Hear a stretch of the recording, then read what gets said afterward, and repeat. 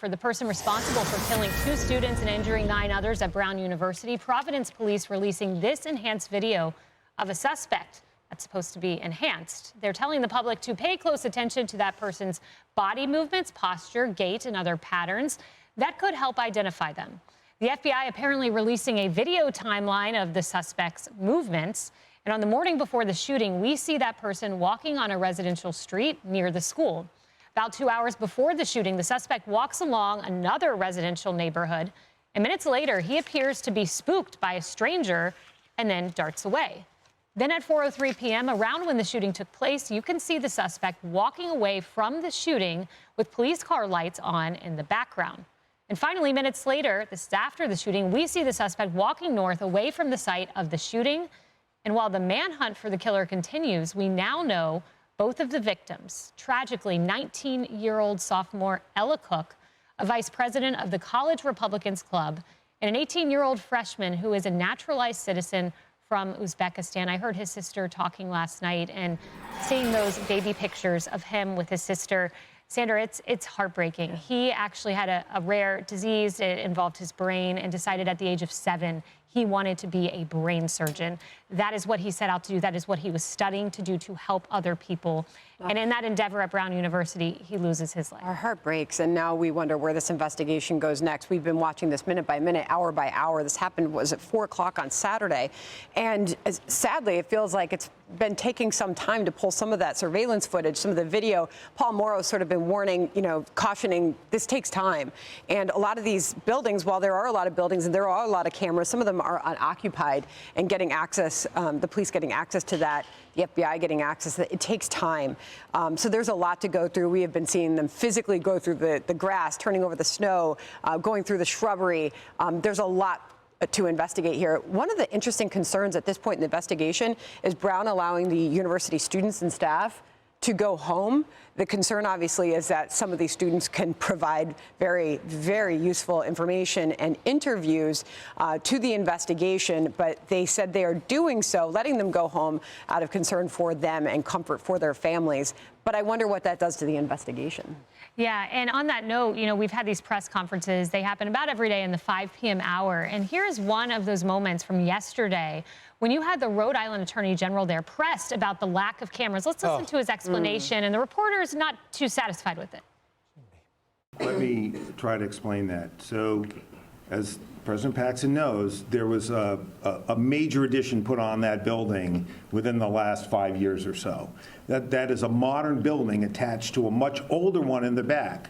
So it doesn't come as a surprise to me, at least, that there are cameras in the newer part of the building. And there is video footage, okay? So there's the back part of the building, old part, and front part, new part. The shooting occurs in the old part towards the back, out towards Hope Street. In that older part of the building, there are fewer, if any, cameras. Some people watching would think a multi-million-dollar school with a huge endowment could afford new cameras in an old building. Marcus, you'd think that the school could afford it. Well, it's not even about whether they afford it. I would hope that university boards and our president sign an executive order that require the kind of safety measures at these schools. Parents send their kids to these universities with the expectation that they're going to be safe. Now are kids going to wonder if they can go to school? Are they going to be safe? If there's going to be a problem, are we going to be able to find it? It needs to be a standard. When I go to a bank or when I come to a big office building, there's process, there's cameras, there's checks everywhere. Why not in schools, and why not right now over the holidays? It's a fair question. And I also understand the need of public officials to calm things and not to stoke fear. But one thing I haven't understood, and this is from the mayor there in Providence, we heard this on a cable news network, then we heard it in the press conference. A reporter confounded about how you can assert there is not a public safety threat when there is a shooter at large. Watch this moment. What intelligence led you to believe that there was no further threat to the community today? You mentioned yesterday that there was no additional evidence. Can you just expand upon that It's the same as yesterday, which is ever since 4:05 on Saturday, which was when the first call came into Brown. There's been no new, credible, specific threat anywhere in the Providence community.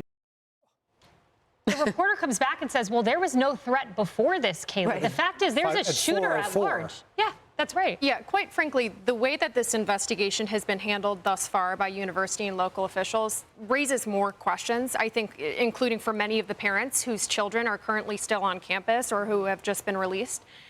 One of the things that I also found very puzzling was the Rhode Island Attorney General sort of coming out definitively and stating that politics had nothing to do with the motivation of the shooting, which I understand, wanting to cool tensions and not wanting to definitively say that it was politically motivated if you don't have evidence for that.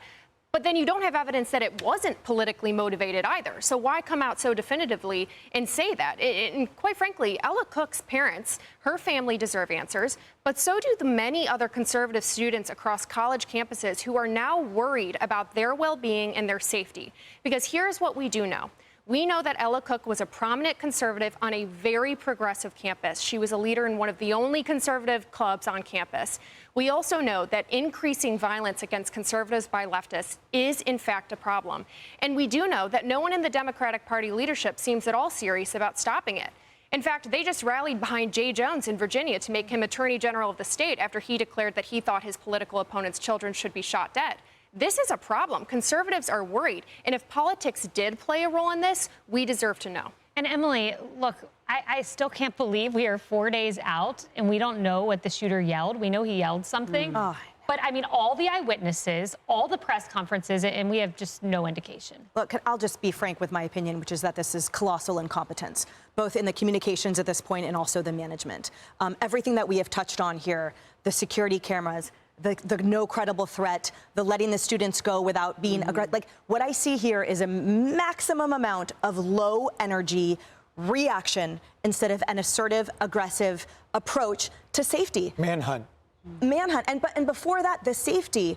You know, for example, retired supervisory special agent Jeff James of the United States Secret Service, he launched a company, and they protect and help schools to implement full security, you know, things. Protocols. Thank you. Protocols and elements in place. And the reality is that schools otherwise perhaps are clearly don't know what to do or how to do it.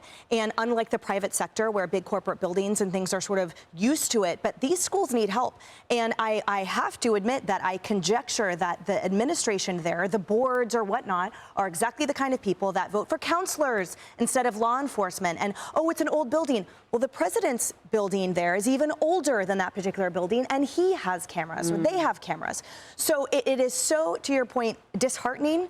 And all of those kids deserve better. The community deserve better for the amount of funds that they are paying for tuition to not only not be safe, but to not have competence at the helm, to come out and say, here's what's going on. This is what we're looking for. Give us your footage. Every student there, you can't sip a Starbucks without someone videotaping it on their cell phone. And you're telling me that there's no more cell phone footage of the shooting, that someone hasn't recorded what that freak shouted. I mean, this to me, everyone deserves better. And I hope that the FBI steps in a little bit more aggressively and says, we got it from here, because I do not trust anyone there in that area to take over. Yeah, why were there not cameras in old buildings? They're perfectly capable of achieving that. And not only that, were there armed guards on campus? I'd love to know. I'd really love that answer.